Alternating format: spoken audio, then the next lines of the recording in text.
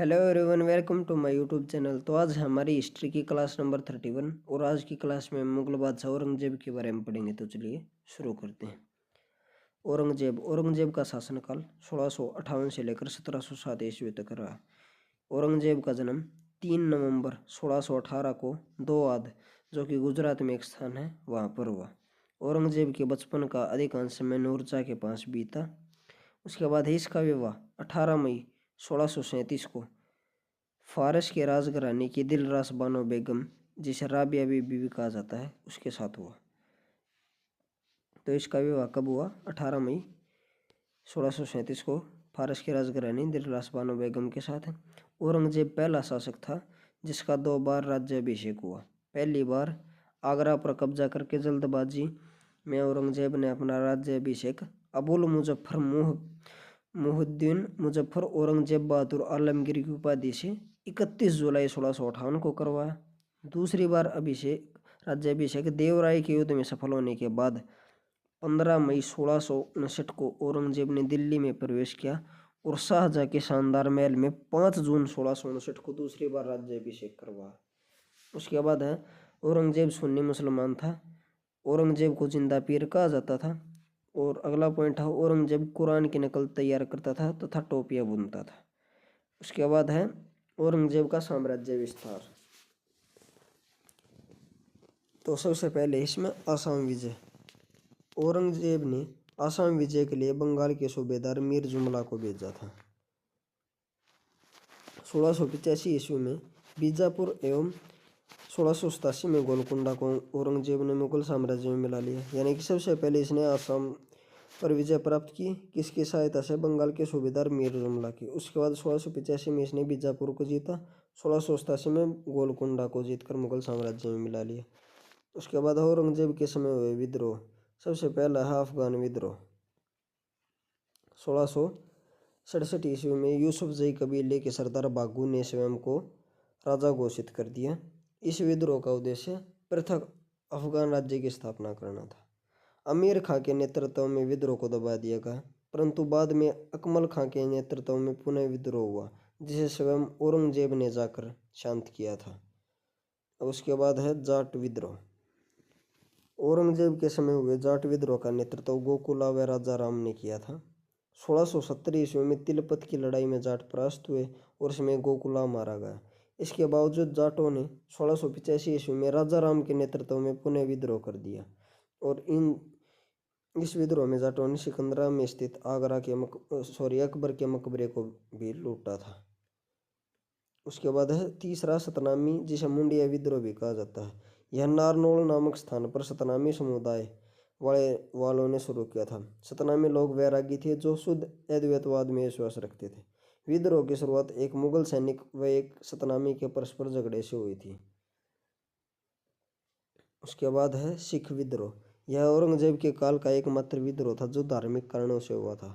औरंगजेब के विरुद्ध प्रत्यक्ष सिख विद्रोह इसके द्वारा गुरु तेग बहादुर जी की मृत्युदंड दिए जाने के बाद हुआ था। यानी कि इसने गुरु तेग बहादुर जी को की हत्या करवा दी थी, तो उसके बाद सिख विद्रोह हुआ था इसके खिलाफ। उसके बाद औरंगजेब की धार्मिक नीति। तो औरंगजेब ने सिजदा पर रोक लगा दी तथा सिखों पर कलमा गोदने की मनाही कर दी। नौरोज का त्यौहार एवं दरबार में संगीत बंद करवा दिया, परंतु वाद्य संगीत एवं नौबत, जिसे शाही बैंड भी कहा जाता है, उसको जारी रखा।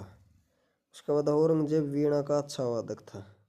अगला जो पॉइंट था, औरंगजेब ने झरोखा दर्शन, तुलादान, ज्योतिषियों से जंतरी बनवाना, इन आदि सबको समाप्त कर दिया। होली और मुहर्रम को सार्वजनिक रूप से मनाने पर रोक लगा दी। अगला पॉइंट है औरंगजेब ने गुजरात में कई मंदिरों को नष्ट करवाया, जिनमें से सोमनाथ मंदिर भी शामिल था, और औरंगजेब ने हिंदुओं पर तीर्थ यात्रा कर लगाया था। अगला जो पॉइंट है 1679 ईस्वी में औरंगजेब ने हिंदुओं पर जजिया कर फिर से शुरुआत की, जिसे अकबर ने समाप्त कर दिया था, लेकिन 1679 में इसने हिंदुओं पर फिर से जजिया कर लगा दिया और जजिया कर वसूलने के लिए इसने अमीन नियुक्त किए। उसके बाद है 1712 ईस्वी में असद खां और जुल्फिकार अली खां के कहने पर जहांदार शाह ने इसे समाप्त कर दिया। जजिया कर को 1712 में किसके द्वारा समाप्त किया गया? जहांदार शाह को। इसकी मृत्यु तो 1707 ईस्वी में हो गई थी। ज़्यादातर शाह के बारे में हम उत्तर मुगल कालीन शासकों को जब पढ़ेंगे तो उस समय डिटेल से पढ़ेंगे। उसके बाद है औरंगजेब ने बनारस के विश्वनाथ मंदिर तथा मथुरा में निर्मित केशवराय मंदिर को भी तुड़वाया था। तो ये थे औरंगजेब की धार्मिक नीति के अंतर्गत आने वाले सभी महत्वपूर्ण बिंदु। उसके बाद है औरंगजेब कालीन स्थापत्य कला। सबसे पहले है बीबी का मकबरा। यह मकबरा महाराष्ट्र प्रांत के औरंगाबाद जिले में दौलताबाद के निकट खुलदाबाद में बनाया गया है। इस मकबरे को राबिया उद दौरानी का मकबरा या द्वितीय ताजमहल भी कहा जाता है और यह काले पत्थरों से औरंगजेब के द्वारा बनवाया गया है। इसे काला ताजमहल, दक्षिण का ताजमहल या दक्कन का ताजमहल या फूड ताजमहल भी कहा जाता है। किसको? बीबी के मकबरे को, जो इसने अपनी पत्नी के लिए बनवाया था, राबिया उद दौरानी के लिए।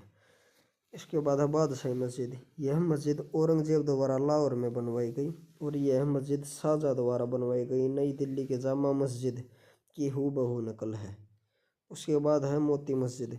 दिल्ली में लाल किले के अंदर मोती मस्जिद का निर्माण औरंगजेब ने करवाया, जबकि आगरा के लाल किले के अंदर मोती मस्जिद का निर्माण शाहजहाँ ने करवाया था। तो जो दिल्ली का लाल किला उसमें मोती मस्जिद किसने बनवाई? औरंगजेब ने। और आगरा का और जो आगरा का किला है उसके अंदर मोती मस्जिद किसने बनवाई? शाहजहाँ ने। उसके बाद है अन्य महत्वपूर्ण बिंदु।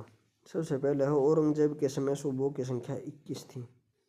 उसके बाद है औरंगजेब दारुल हर्ब, जो कि काफिरों का देश कहा जाता है, को दारुल इस्लाम में परिवर्तित करना अपना महत्वपूर्ण लक्ष्य मानता था।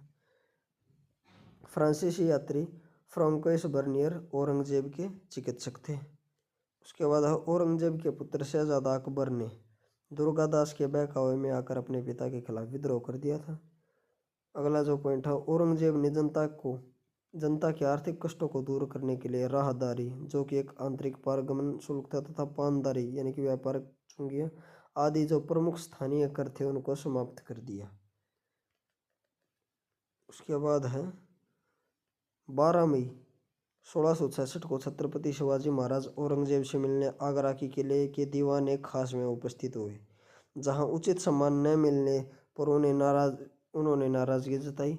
इसके बाद औरंगजेब ने उन्हें आगरा के जयपुर भवन, जिसे राम सिंह की हवेली भी कहा जाता है, में नजरबंद करवा दिया था, जहां से वे कुछ समय बाद फलों की टोकरियों में छिपकर निकल गए थे। उसके बाद है औरंगजेब की मृत्यु। इसकी मृत्यु 3 मार्च 1707 ईस्वी को हुई। इसे खुलदाबाद, जो अब रोजा कहलाता है, उसमें दफनाया गया और इसके बाद मुगल वंश का पतन शुरू हो गया था। औरंगजेब के बाद आए सभी मुगल शासक अयोग्य व कमजोर थे। तो किसके बाद मुगल साम्राज्य का पतन शुरू हुआ था? औरंगजेब के बाद। इसके बाद वो सभी शासक थे वो अयोग्य और कमजोर थे। और इसी के साथ ये टॉपिक खत्म होता है। अगर आपको वीडियो अच्छी लगी हो तो वीडियो को लाइक एंड शेयर करें तथा चैनल को सब्सक्राइब करें। Thank you.